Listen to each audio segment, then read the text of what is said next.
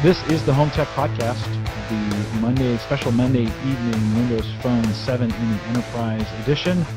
I am your host, Jim Collison, broadcasting live and commercial-free from the AverageGuy.tv studios. Here in we had a thunderstorm roll through last night, and we had a near lightning strike the house, and it caused enough static electricity that my microphone went out. It was weird. I was talking with Rich O'Neill, and the microphone went out. So perfect Midwestern weather here in the great state of Nebraska, and of course with the shows we post them each week out to the AverageGuy.tv. You can contact me, send me an email. It's Monday night. Boy, it's been a long day. Podcast at the AverageGuy.tv. You can track me down on Twitter, just at J Carlson. Follow the show's scheduled Twitter account. It's just at the AverageGuy.tv. We also got a bunch of links for everything you can imagine if you want to download it to your iPhone, your iPod, your Windows Phone, your Android device. All those links are available at theaverageguy.tv, and instructions on how to get it done. If you just want to click on that, you can get the show each and every week automatically. Of course, if you're watching us on YouTube, welcome. We've been kicking out live hangouts to YouTube, and you can join us. Just type in theaverageguy.tv/live. And we actually have chat available for folks if they want to drop out there and do that. If you're in any of those platforms, we have a Facebook page, a Facebook group. You can find it just about anywhere. Send us a note, a message, a like, a vote, a thumbs up, whatever you'd like. That's the easiest way to get that done. That way I know that you're out there, and that helps in the search rankings. All right, tonight we're going to do this podcast over the weekend, and I just ran out of time and couldn't pull it together. So I asked our guest, hey, can we do this on Monday night? And he said absolutely. So I'm grateful for that. Kevin Schoonover, he found me. I think you found me. You've been a long time, Kevin. You've been a long time home server show listener, right? And you've been listening to the podcast. Tracked me down. Was it Facebook? Probably through Facebook. Yeah. I think it was on Facebook, and said, hey, I'd be real interested in talking about Windows Phone 7. For those who are new to the podcast, Nokia sent me a Lumia 800, which we have been reviewing for the last 4 weeks or 3 weeks. You can go back and watch those shows if you want out on YouTube. Just search the Average Guy TV, and you can find that channel. The podcasts are out there. So in the review of this, I kind of threw out a note and said, should we do anything else? And Kevin, you'd said, hey, let's talk about kind of the enterprise implications of Windows Phone 7. We've talked about navigation, we've talked about podcasts, we've talked about music, but we really never got to the Office offerings, and so I'm kind of glad you brought that up, and tonight we'll spend a little bit of time doing that and walk that through. We both have cameras available. So Kevin, let's start. Why don't you tell us a little bit about yourself, what you do, your background, all those good kind of things so the folks can get to know you. Sure. So I've been in the electronics industry for probably the last 30-plus years. Started in the semiconductor end of things, basically in the IT end of the business. I'm more in the sales and engineering aspect. I have the technical team inside of a large distributor that helps folks sell computer products to end users. So we get to touch a lot of big high-tech stuff. I tend to be in the storage, networking, virtualization, and security end of the business, and hobby end of things. Obviously, home server stuff is near and dear to my heart. Just getting ready to redo a family home media room, and always excited about the prospects of the Windows Phone, and was very happy to see the different podcasts that you've done around those. Very cool. Well, thanks for being willing to do that. Greg, Kevin, let me have you move your mic just a smidgen closer to you. We moved that away. Perfect. So tell me about your phone background. I mean, what kind of phones have you had in the past? At what point, we all go back, I'm sure, to a StarTech flip phone, so we don't want to go that far back, right? But at what point did you kind of enter the smartphone market, and what have you tried? Sure. Quite a few generations back, our company was an early adopter of BlackBerry Enterprise Service, so we had BlackBerry phones. We actually came out of BlackBerries before they were phones, just the high-tech pager that they originally started as. And then I made just a brief departure. One of those deals where I had a BlackBerry die. I was looking for something new and popped into my AT&T store and walked out with a Samsung Blackjack. and the much maligned Samsung Blackjack. But the things I remembered about that Windows Mobile 5, I think it was how good the browser was and how good the Office apps would display, programs, the viewers, and stable phone, very, very good. Went back to a BlackBerry. I've had a Bold 9000 for quite a few years now, and BlackBerries are great for email. And so and internally to our company, we're just in the process of somewhat shifting out of the heavy BlackBerry focus and starting to embrace, kind of the catchword of, bring your own device kind of technology, and that's opening the door to our company deploying some different applications to manage those devices. Mobile device management's kind of the hot key of how you're going to manage all these tablets and different phone varieties. Yeah, and of course that hot word is BYOD, right? I mean, that's kind of the bring your own device to the corporations, and corporate America is kind of going to have to come to grips with that. I was talking to Rich O'Neill right before the show. Rich just ordered an iPad, and he's going to want to take that in and connect it to his enterprise. I was just talking to my brother. My younger brother works for the federal government, and we were talking about some phone stuff, and he's on BlackBerry as well. And I said, when are you gonna switch off BlackBerry? He's like, when the U.S. government leaves BlackBerry. I mean, that's kind of where they're at, and so I didn't have this thought until recently, but I thought, the government might single-handedly prop up RIM for a while, and because they are so slow to move over. Your organization made probably a fairly significant investment in the BlackBerry server and the BES, right, the BlackBerry Enterprise Server and commitment. Are your IT guys very excited about moving away from BlackBerry and moving more to to a bring your own device? I don't know if excited would be I think they're open to having more choices for the employees to use. BlackBerry was pretty darn stable for them and has been a good platform for them. I think the thing that they look at is to manage all the tablets and all the other technologies and all the other endpoint devices. It's a good time to shift, and it's a good time to make that kind of a move. Yeah. So in the status you guys are in today, is it okay to bring in your own device? Do you have a way to connect to it? Do you have a separate access point for non-sanctioned wireless devices? How's it working in your environment? Just in the beta phases right now, so I'm part of the beta program, and ultimately, probably the key to the program, if you're going to bring your own device, is that there needs to be a system set up so that you're basically signing off that the company is going to manage the data on your personal device. And kind of the stop point or the rubber hits the road point with that is, if you lose your device, you got to let corporate know so they can wipe the device. And there's lots of different ways of doing that. Yeah, and they have the ability. So do you sign some kind of agreement that says, yep, hey, we're going to wipe it? And so if you were to lose, so do you have your Windows Phone on the enterprise? You get your corporate email through that. Yep. And so if you lost it, you would call your help desk and say, I can't find it. I need you to remote wipe it, and they can do that. Yeah, absolutely. Do you guys have password? I assume it forces some kind of password onto the phone as well? Yep. Yeah, we happen to be a lot of vendors out there in MDM. The one that we're working with right now is a company called Mobile Iron, and you just set up a profile, you log in, bring the Mobile Iron app down onto your phone, and that sets some of those things up of the password requirement and a lot of the other profile things that they've laid out, basically in my name back at corporate. Sure, and you have to install an app to make that work? Yep. Okay. Yeah, in our corporate environment, very similar, except once I set up ActiveSync, which is very easy to do on the Windows Phone, yep, it pushes down some phone, I forget what you call it, some phone permissions, whatever, and it forces me, after a few minutes, it says, okay, you have to use a password now.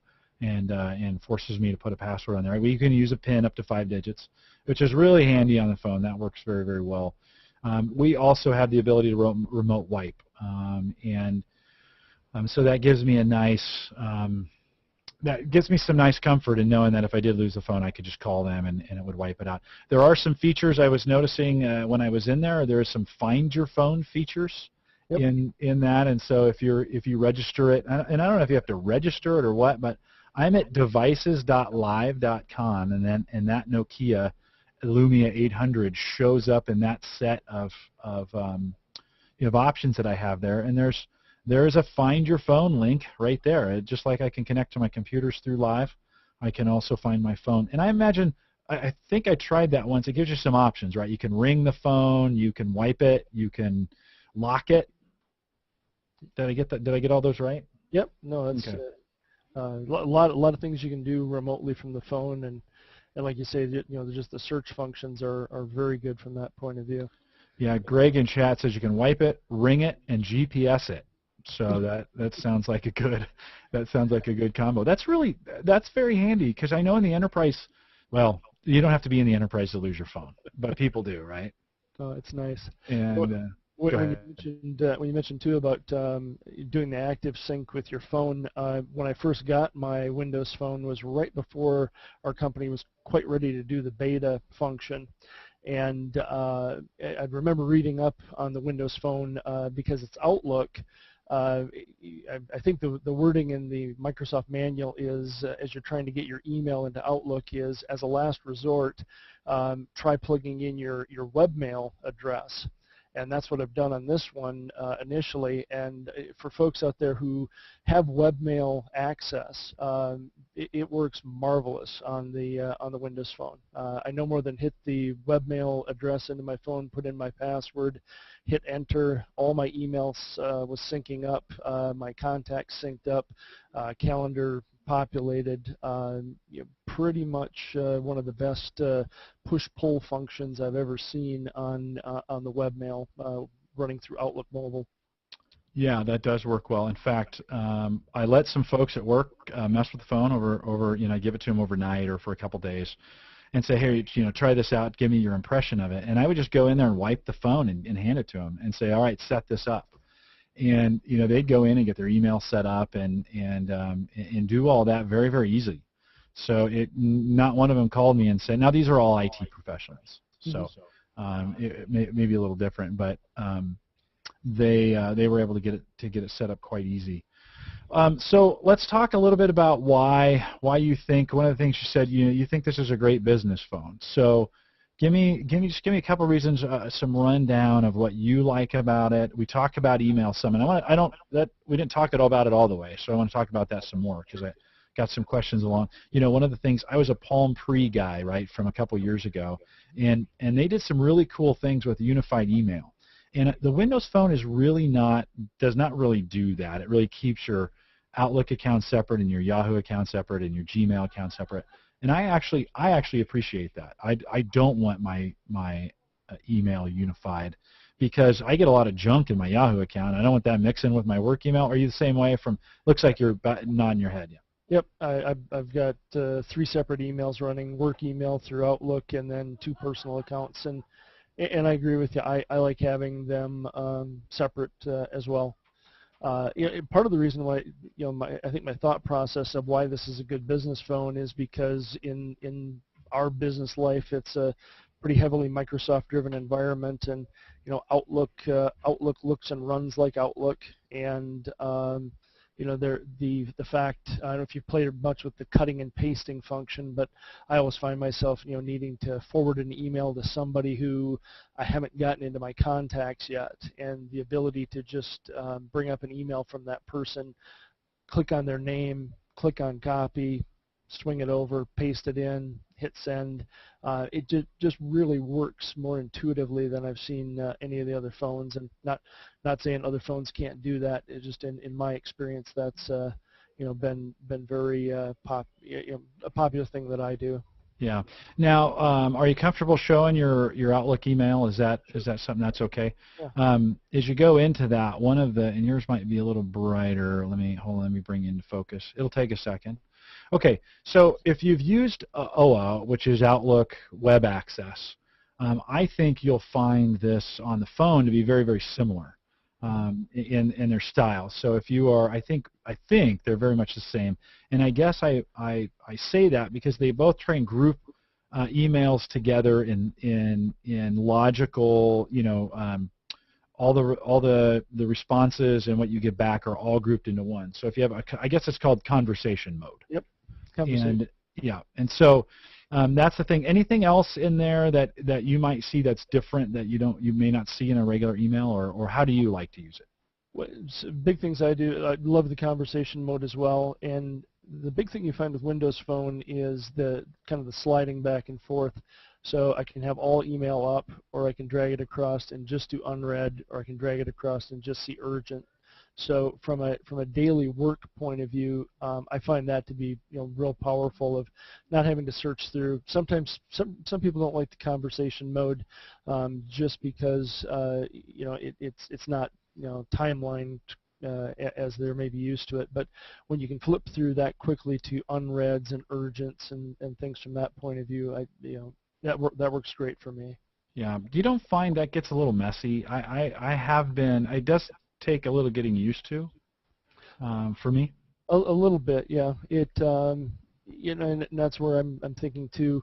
I still bop back and forth between my laptop and this, and probably the comparison I'm making is as part of this mobile beta that we're on, I'm also doing similar things with an Android tablet, and there I'm probably making the comparison between mobile Outlook on the Windows Phone versus Touchdown on my Android tablet. And okay. Touchdown is good, but it's just not intuitive. It just doesn't seem to think like like I'm thinking. Yeah, Greg asked in chat, what are you using for a stylus? There, that's I see you using that stylus. What are you? This was a freebie at EMC is one of our vendors. Oh, very nice. Giving out freebies. I think it's the same as probably Targus is one of the brands that has a very similar stylus. Let me just talk. Let me compare. I'm going to throw my Android device up here for a second, and let me just compare and contrast those two as we look at those. So this is again very conversationally driven. So it groups. And do you know? Can you turn conversation mode off? Will it get more like traditional email without the conversations? I believe it will. Let's look in the settings there, and so yeah, there you go. So that's just you turn that off and then pop back for me, and then that looks a little bit like traditional. One of the things I did learn too, one of the guys who I let use the phone said to me, hey, there's no way to bulk delete email, and I didn't know how to do that either. If you can turn that back on so you don't forget that it's there. But if you hold your thumb or whatever against the left, all the way to the left end of the screen, it'll actually do a bulk. It'll set up a bulk. Just touch that for me on the left-hand side of the screen for you. Yeah. Oh, down by the emails. Let's see if it does that for you. It's not doing that for you. Oh, there you go. And then you get the option. That's for the individual one. It seemed like when I did it. Hold on. Let me bring my phone back up, because that was his major complaint. So I'm going to come here and then, yeah, see how that then enters into a kind of a bulk mode for me just by touching that, and then I can select emails and go back to the regular look if I want. So I think if you just touch that on your on the screen there, actually go down a little bit for me. Yeah, not more in the email. Yeah. Right there, try that. Well, right now they would say, my friend, no, I think you got to get it all the way to the edge UI, all the way to the edge. Got it. Touch it almost like so on this phone here. Let me bring it back. So I'm gonna get it back into. So there's a regular mode. Yeah. Now don't press and hold. Just one touch, one quick touch brings in. Yeah, there you go. Yeah, there you go. So that's not necessarily a very that's not a super intuitive. That's one of those things you got to read the manual to kind of know. Now it is kind of nice. Again, I was going to compare and contrast, to my Android device. Let me bring that up here real quick. And this is the more of the look that I'm kind of used to for email. Let me pop over so folks can see that. So here's the look I'm kind of more used to, and I've got an edit button. Let me slide that down. I have an edit button right up there I can click, and that puts me in for bulk bulk management mode. If you get a lot of crap, that sometimes is, a lot of crap email. Mm-hmm. That sometimes is handy to be able to use. But it was funny. I didn't when I was talking to one of the guys that was reviewing it. I didn't know how to do it either, and I kind of just found it by mistake. I was clicking along the side, and I found it. So there's a way to do bulk. If you didn't know how to do bulk email, that is there. Okay. Anything else in email? Email is pretty much email, right? I mean, you're in that every day. Delete, use, right? That it looks like Outlook Web Access just on the mobile device. Anything else in there that you really like to use? That's other than just, and it's not so much an email thing as just the ease of cutting and pasting. I do find myself doing that kind of thing a lot, and surprised that I'm able to do that well on the phone. So show me that real quick, because I had trouble getting that to work natively as well. So you're in there and you want to grab some. I'm going to pull off screen for just a second, make sure I can find somebody who that's fine. I can work with. Yeah. That's as I brought my work email up, I thought, I better be careful about how much I show out there. But I should have set up a box that had a bunch of just regular email in it.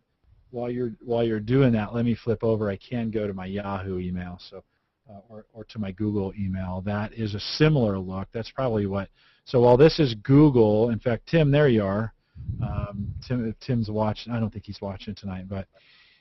Tim Black is here, and so same kind of deal. If I touch the side, I get, so it's a consistent across the board. If I want to get bulk, click back in, it goes back. If I want to, I got an email from Walmart. That information is right there, and of course I can get your vacation or staycation essentials at Walmart. And no, they don't sponsor the show. So here's how I usually end up doing it. So say if I'm in this email and I would hit say reply to all. Now I've got everybody's email addresses up here. Say I want to grab Peter, I just click on Peter, and it asks me if I want to remove him or copy. If I click copy, now it's on the clipboard, and I can go to that other email, hit forward, and just paste him in. Oh, okay. So function-wise, that's that works. That's pretty easy. Do you just find using the stylus is a lot easier than your finger? I've started using it more and more. For swiping, if I'm reading something or flipping through a lot of stuff, then I tend to find that it's easier to use my finger. If I'm doing some detail stuff, probably more with the stylus. Okay. So that's email. That works probably as expected for most folks. Again, if they're Exchange users and they've used the web version, they're probably it looks very familiar when you go to use it. A few things to know here and there, a few little tips and tricks. We covered that one about bulk loading or bulk deleting. Let's talk a little bit about the calendar, because that's another feature inside that works pretty well for Windows Phone, and I do. Let me show you the live tile for that. In this case, we're rebooting. We have a reboot notification, but I can go in there and show that. Again, laid out pretty well, pretty easy to use. I've got the black screen on because it shows up really nice on the camera, and my events are right there. Kind of what you'd expect from a typical camera app. Kevin, do you find, how much use are you finding out of your camera app, or out of your calendar app? A lot, and probably the biggest thing I use in calendar is so function-wise, if I so the consolidated calendar is nice. So you can see your Facebook invite popped up in a beautiful fuchsia pink color, and whenever I open a document, I guess I had to grab a different one here. Just the easy use from the running late button, I find I use quite a bit as I unfortunately. That's down. Where's that? Is that down on the? Yep, down on the bottom right here. They got a button set straight up. You just hit running late, and you can email everyone or the person that set up the meeting. The other thing I use a lot of, following up after a meeting, might have some action items, and there's a reply to all function. So you're in a meeting and you want to hit reply to folks.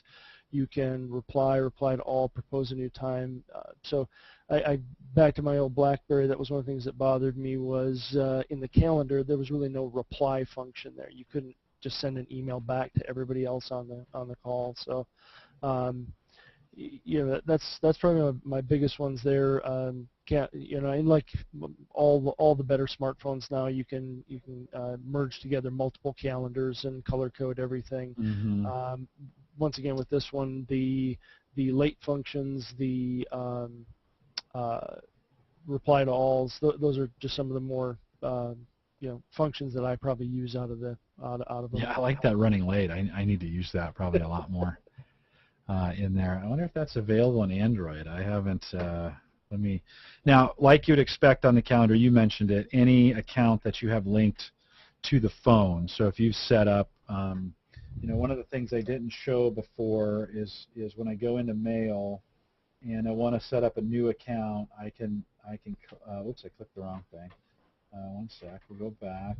Oops, hold on. I'm trying to do this upside down, so this is always kind of fun. So if I click the dots and say add an email account, you can kind of see, and let me flip over here, you can kind of see all the options that are available to you. So you have to set up a Windows Live account when you first get the phone. And by the way, I found out, I think I mentioned this on the last podcast, be very careful that you want that first live account that you set up to be your real live account, the one that you use and you have everything attached to, because you cannot change that once the phone is set up.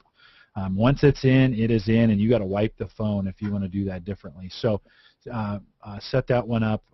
Be very careful. I set it up to be my account at yahoo.com by mistake, which somehow I have registered through Live. I don't know how I got that done. It's a separate account there. I can log into Live with my Yahoo account. I don't know why. But anyways, just make sure you get the right Live account. You can set up multiple Live accounts, so if you have 1 or 2 or 10, whatever, and you want to set up different ones, you can do more than one. There's the Outlook integration. In this case, this is a Nokia phone, so you have Nokia Mail, Yahoo Mail, Google. Then they have other accounts. And Kevin, I found the setting up of email accounts very, very easy. It really does most of the work for you. Yeah, for both, I have Comcast Internet, so I have 2 Comcast email addresses that I tie into this, and my Gmail, and very, very easy to use. They did a good job of simplifying that interface. Yeah, for sure. And so the email setup. So any account that I have that has a calendar associated with it pulls all that calendar information right into my primary calendar, right? Mm-hmm. And then contacts would be the same way. And this is probably the phone has gotten the most traction on the People Hub, right? I mean, that is that's what folks like it for. It just works. I mean, it really does consolidate it nicely and does a nice job with the People Hub. Do you find yourself using it a lot or getting to it a lot, or do you pin people to your start menu? How do you do that? I haven't pinned too many people from that point of view, but what the big thing I find is because it is my Outlook contacts, and it's my LinkedIn and Facebook contacts as well. It helps you find those holes. Just the other day, I was going to call somebody, clicked on it to find their mobile, and 2 different choices came up. And what I realized is they'd done a better job of keeping their LinkedIn up to date than I had, keeping their contacts up to date. So very good from that point of view. And for me anyway, it gives me a great way to stay in touch with folks. The recent function is nice because people that I've called, talked to, emailed to, all stay nicely in there. The all function, of course, is just where everybody is, and just by holding down, you can quickly pop up and go rapidly to another spot. Now, that's actually a feature I just discovered today. Somebody asked me, okay, so both on Android and iOS, when you're looking for a contact, and let me bring this up real quick. When you're looking for a contact, well, let me not, because I don't want you to see all my contact information. But when you're bringing up a contact, there's a scroll bar down the right side that has the alphabet, right? And you can slide down to find the person. Say they're an S. You can just move your thumb down to the S, and that moves all the contacts up. And in Windows Phone, you just showed it a second ago. If you wanted to get, you just click the button, and it's hard to see on yours. Might be easier to see on mine, but there you go. You get the alphabet right there. That's kind of a nice, the guys were like, yeah, but that doesn't work well. And I said to them, well, it doesn't work well because you're used to the iOS or the Android way. This is rethinking the way contacts are done, right? I mean, this is kind of like, here's a grid of, so if you're going to find me, you'd hit C, right? And then scroll through the contacts to find me. So, well, you don't have to do that.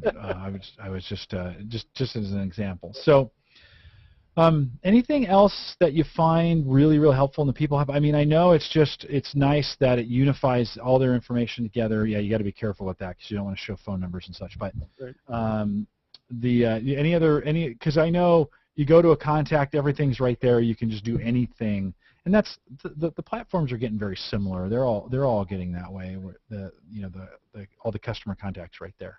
So the one thing I haven't done with it that I've heard a lot of people rave about is the grouping function of grouping contacts by family, by work, hobbies, and those types of things. And I can see where that would have some power as well. I just haven't quite got to that. Yeah. Yeah. Well, actually, I'm so bad with contacts. I mean, if you don't update your contact information, it's wrong in my phone. So I'm with you. it saved me. The other day, I got spoofed or something, and they got a hold of my first 50 email addresses in my Yahoo account and sent out emails. Well, fortunately, 25 of them are bad, and 25 were not up to date, and so I got all these messages back, and that's how I knew I'd kind of, something was going wrong with my email. I quickly went in there and changed my password, but because I'm so bad at keeping contacts up to date. So that's for me. If you're not right in Facebook or LinkedIn or my my Outlook version of it, that's kind of nice that the enterprise kind of keeps that contact information up to date for you when it changes. So. Then let's talk a little bit about, I think this is the differentiator because I think both on Android and iOS, the Office integration is kind of horrific. Let's talk a little bit about that. That's got this big, nice black Office tab that's there. So I do spend a lot of time in here, and back to that previous experience with Microsoft products, and I guess I'm surprised. I'm on AT&T. Nice thing with AT&T is you can be on the internet, on the phone at the same time. And just this afternoon, I was at another appointment, and somebody shot over a PowerPoint presentation for me. And on a 4.3-inch screen, it's very visible. And I have yet to find any document that this won't render. On my Android tablet, most things are viewable, but even with the the latest package that I actually had to pay some money for to get on there from an Office point of view, a lot of graphics don't render correctly, a lot of slides don't show correctly, and granted, I'm not editing those functions, but visibility-wise, you can go in and read a spreadsheet and spread out the screen and make it large enough to make it viewable. So I definitely have yet to find anything that I couldn't view properly on it. And I think some of that ties into the other discussion we were talking about a bit is the OneNote factor. And I think as we head into this bring your own device, mobile device boon at my work, as a lot of other folks are, you quickly, as you give people smartphones and give them tablets, and now they have multiple places they can get email on, the big question is, well, what else can I do with it? And I think note-taking is the other big area, and that opens up the OneNote discussion. And Evernote's a great product for iOS, and you can get it on Microsoft products as well. But Android as well. Android as well. But from an enterprise point of view, and I guess just how I've kind of deployed it here is I use my SkyDrive account. I've got Office Professional on my PC. I've made a couple of folders up there, and if I go into my documents on SkyDrive, I've got personal and work. In work, I break that out into, I guess you can see it pretty well there, yeah, notes, okay. Projects, itineraries, and for folks who haven't used OneNote, by all means, go out and have a look at it. It's pretty well embedded in every one of the, almost all of the Office packages today.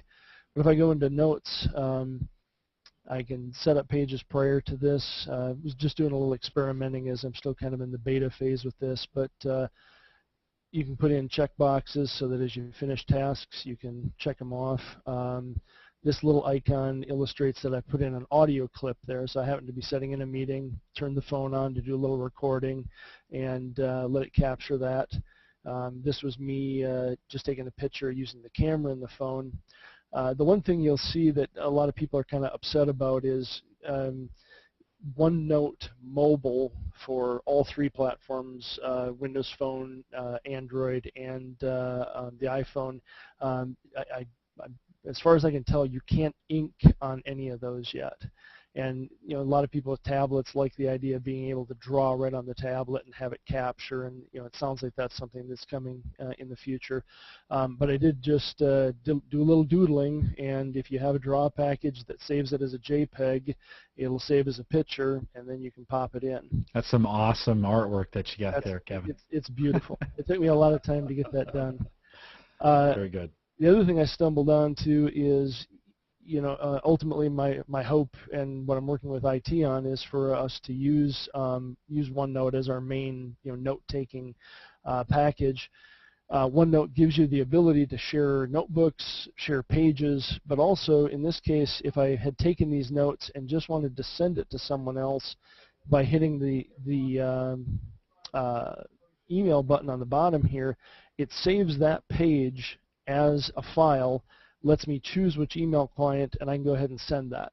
So, if I sent this to you, you end up with a file that's a OneNote document, and you could open it in OneNote. You could merge it in with your other data, view it. It's a very intuitive, really kind of slick way to manage your notes and your files from that point of view. Yeah, no, absolutely. People continue to rave about OneNote. That's the comment I get when I talk to folks about how they're doing their productivity, and they're like, oh yeah, OneNote, we're using it. You had go back to your phone for a sec. Go back a screen or two to your connections or locations, I think is what it was called. And you have in there. So SkyDrive is a on the web that you have available to you. SharePoint, do you have yours connected to a SharePoint server in your corporate environment? Not right now. We use Juniper for our firewalls, and the Junos Pulse client is just soon to be released for the phone. Okay. And then any 365 offerings that you have available to you? If I imagine for a small business or for businesses using 365, that would become available through the domain login setup, right? Right, and currently we haven't deployed it that way, but the standard stuff. The other thing I was going to note is when you do open OneNotes, then they set up here as tiles, and it's very easy for you to grab, back to the pinning function. You can pin it to the start if you want, so you start a note page and you can pop it right up front. Yeah, that's right. I think that's really powerful right there. And then, and for me, I'd have my shopping list up front. That would be the. Can you pick this up on the way home? I assume if if my shopping list is available to me and I've got my wife also has access to that shopping list on her phone, she could go in, update it. It would automatically save up. The next time I open it, her changes are going to be in it?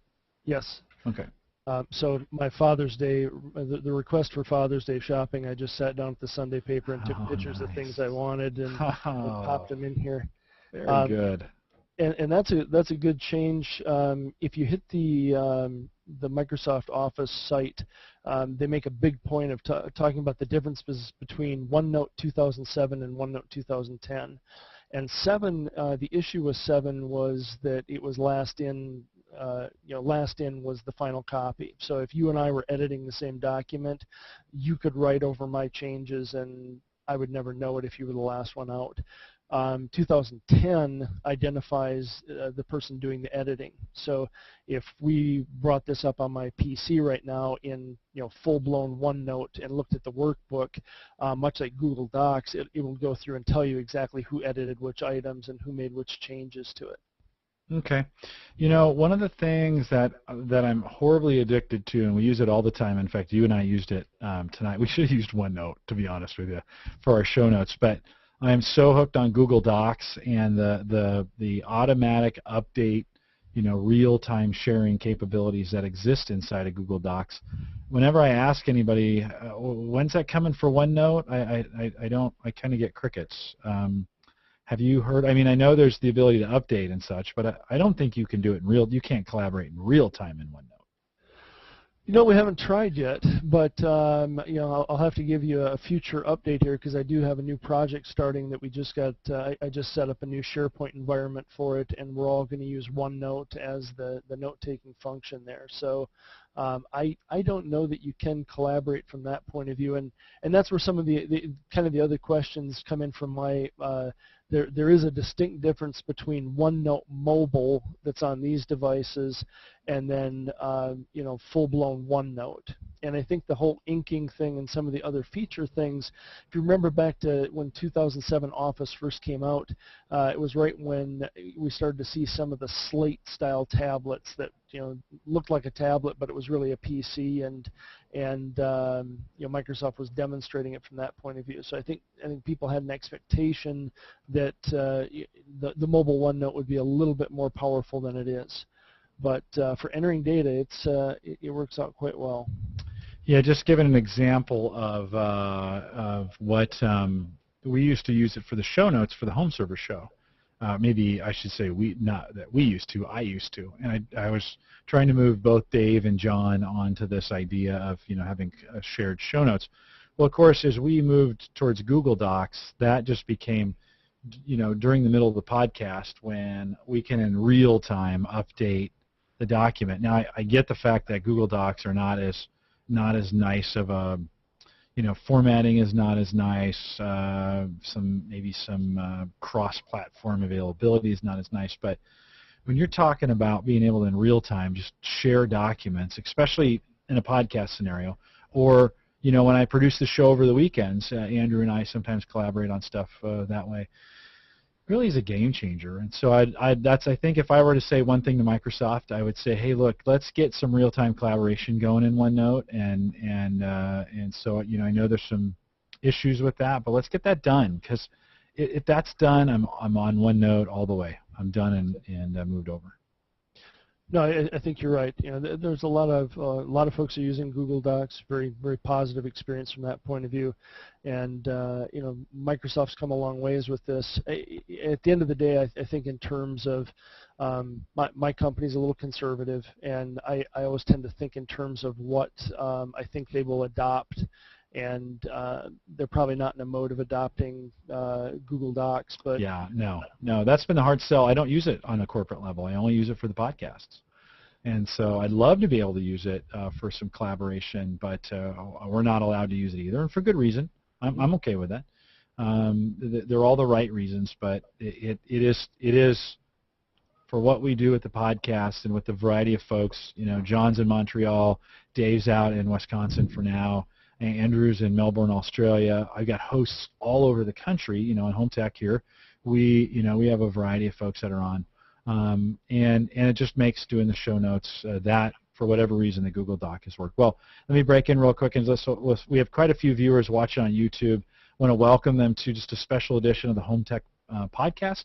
If you're brand new to us, we podcast every Thursday night, and I'm here with Kevin Schoonover, and we're talking about Windows Phone 7 in the enterprise. And all that information is going to be available after we're done. So if you just joined us, I saw a little boost up in numbers. If you just joined us, head over to theaverageguy.tv. If you also want to join us in chat, we've got a chat window over there as well. It's a live stream chat, doesn't require any sign in for the most part. You can just join us in chat. Again, that's theaverageguy.tv/live, and all the shows are posted over there. Okay, so you had mentioned in the notes back to MDM, and I assume that stands for mobile data management or mobile device management. Mobile device management, yeah. And so you've got you've kind of outlined some objectives, at least of maybe where you're headed from an MDM standpoint. Why don't you walk me through those real quick? I mean, really, what do you want to achieve in the enterprise?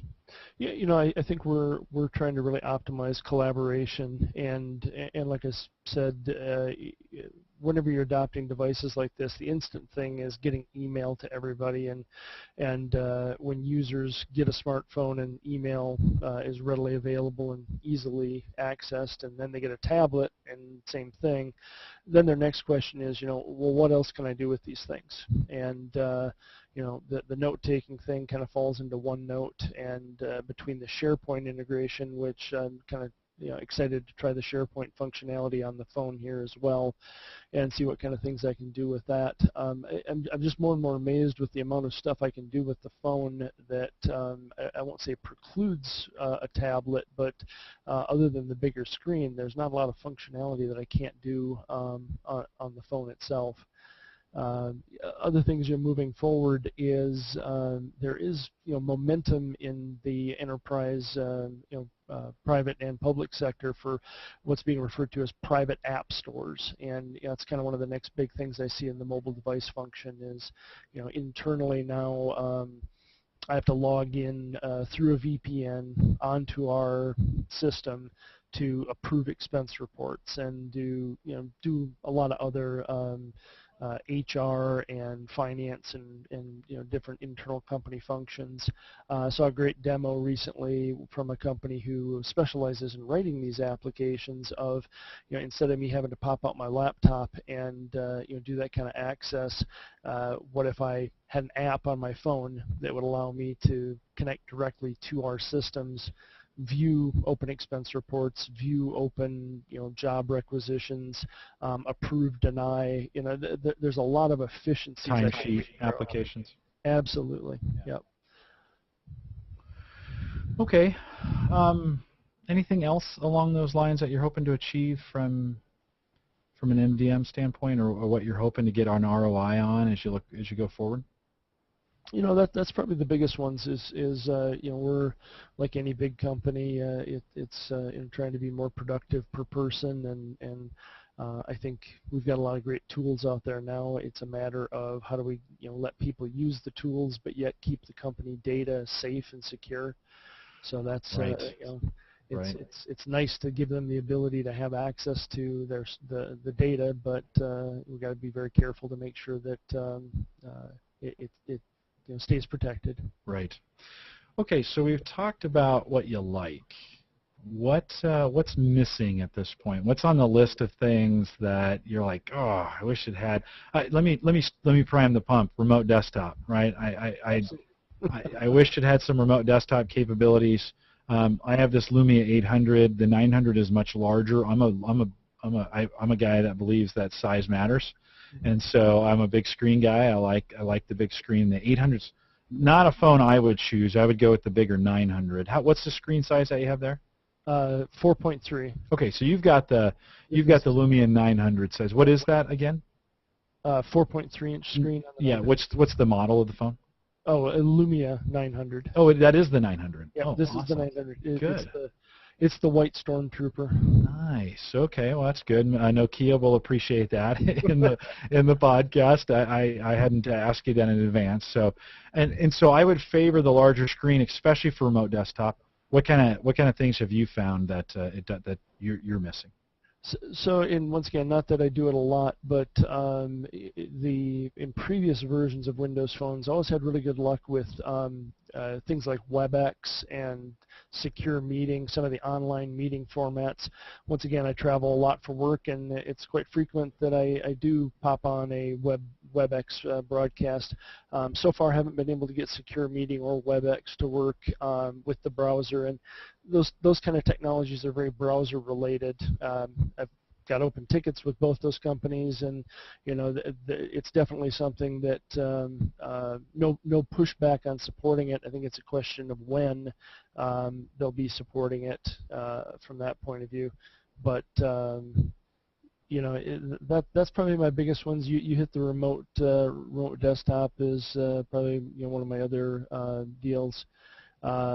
I haven't run into it as an issue, but if you do any web searching on the topic of is Windows Phone ready for the enterprise, a lot of people bring up the concern that the Windows Phone currently doesn't support on-device encryption. And a lot of end users, the way they did their active sync deployment, that's one of their requirements. So there are certain end user environments that Windows Phone is just going to, because it doesn't have that checkbox, it's going to be ruled out for that.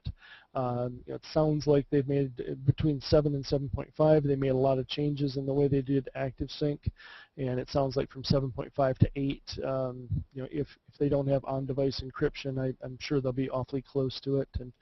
And that's one of those topics. It depends on how you deploy your mobile device environment. If you're going at it like we are, where it's more of a deployment around using a mobile device manager, you can do a lot of that functionality in mobile device management yourself. Okay, yeah, and you know what? As you were talking there, I was thinking of, so my list would be one of the things we use, we've started using Gallup, where I work, is Link. And I don't know how much. Do you know? Is there a Link client for the phone? Can I, if I have the right credentials, can I hook in and get access to my Link services, which would be IM and video and audio capabilities? I've not checked on Link. Okay. Yeah, we didn't do much with Link. Yeah, John Zadler in chat just had said he installed Link Server 2010 on one of his servers at home. And he's going to try the Link client on his son's Nokia 900 as well. John, we should have had your son on here. I didn't even think to. You got a Nokia device. We should have brought him on and let him podcast like his dad. So yeah, but that would be. And again, that's just something, Kevin, I just thought about. That, boy, that would be handy. Link is already very, very handy to have. It's on my laptop. It goes with me wherever I go. I've been in meetings, one-on-one meetings, where a call came in. I was able to take it, and we conferenced right there. It's got some video capabilities. It acts and looks a lot like Skype, well, it's a lot like Skype in the functionality of it. Kevin, watch your breathing there for me, if you would. And I think Skype could be an amazing productivity tool if, one, they can make it stable, and two, they can make it secure. And so I'm anxious for Link in a lot of ways, because it is that behind the firewall secure communications client. We work with folks all over the world, and I want to be able to have instant access to them, video, any time of the day or night. That's what I want. I don't want to make a phone call. I want to see their face, right? That, to me, that is very, very important to me. Mm-hmm. So I'm kind of hoping I'll have to do a little look on that. If anyone knows, and John, maybe you can keep us up to date over on the Facebook page as you get some info on this. But I'd be very, very interested in knowing Link capabilities on the Windows platform, on the Windows Phone platform, and what that means. Because if it would work, oh man, that would sway me big time over to my next phone, being a Windows Phone 7. Kevin, let me ask you this. So you got the Lumia 900. You're on the latest and greatest at this point for the most part. Would you, if you could change, if I said, hey, I'm going to cover your upgrade fees and any costs you're going to incur, and you wanted another phone, would you pick something different? No, I think your question comes after just getting a new update yesterday. So any of the Lumia 900 folks on there, make sure you do the update, because so far it appears to fix the camera button that didn't always work as described. So it's just on the 900 or on the 800 as well? I think the issue was only on the 900. Okay. Technically, by pushing the camera button, you should always get instantly to the camera, and that was a little intermittent on the 900. So that fixed itself quickly. To answer your question, I would buy another one of these in a heartbeat. I recommend it to a lot of folks. I think it's a great phone. Definitely I've played with, I have not owned an iPhone, but I've helped a lot of the guys that work with them. And my wife has a Motorola Droid Razr, so I stay up to date with Android a lot as well.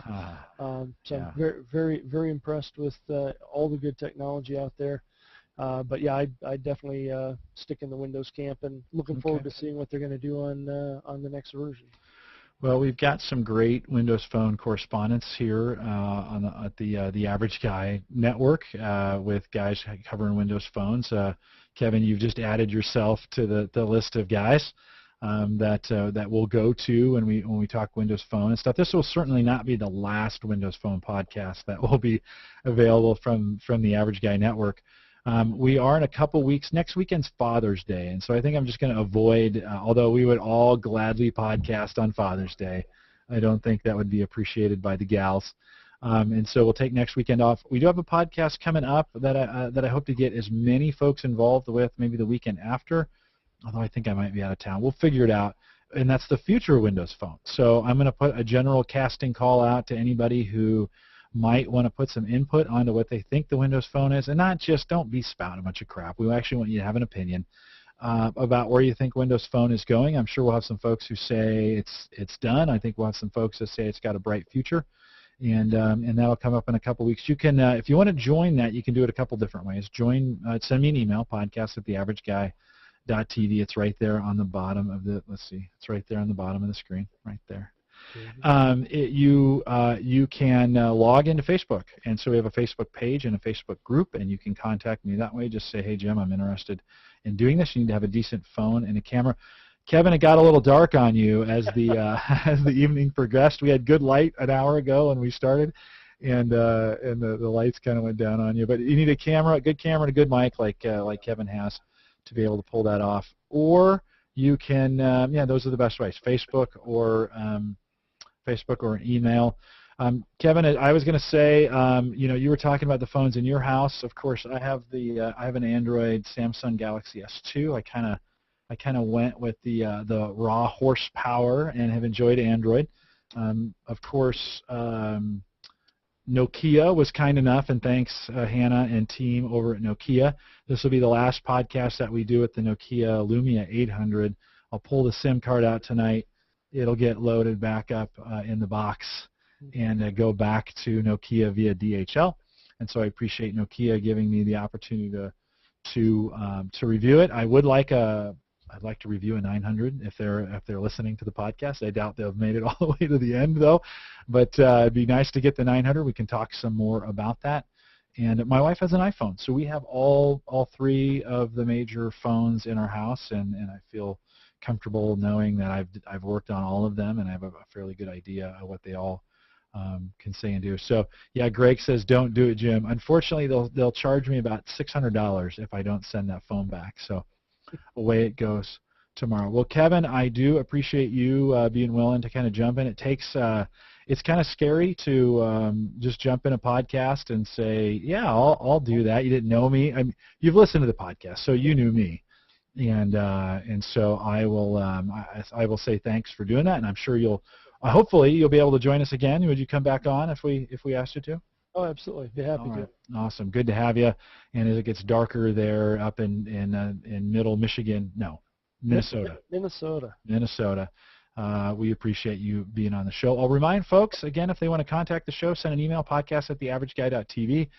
For all the things that we talked about, you can head out there. There'll be some show notes around this. There'll be a YouTube video. If you're watching live, we had some viewers come on tonight. If you're watching live, thanks for coming out. This will be available almost immediately over at the YouTube channel. Again, you can find us on YouTube or Facebook or Google+. Just search The Average Guy TV or The Average Guy Podcast, and that will bring that up. That'll do it for tonight. Thanks for listening. We're back on Thursday night. We're on schedule this week. And we will have a podcast Thursday night, 8 o'clock, averageguy.tv/live. Kevin, again, thanks again. Appreciate you coming out. You bet. Thank you. Good night, everybody.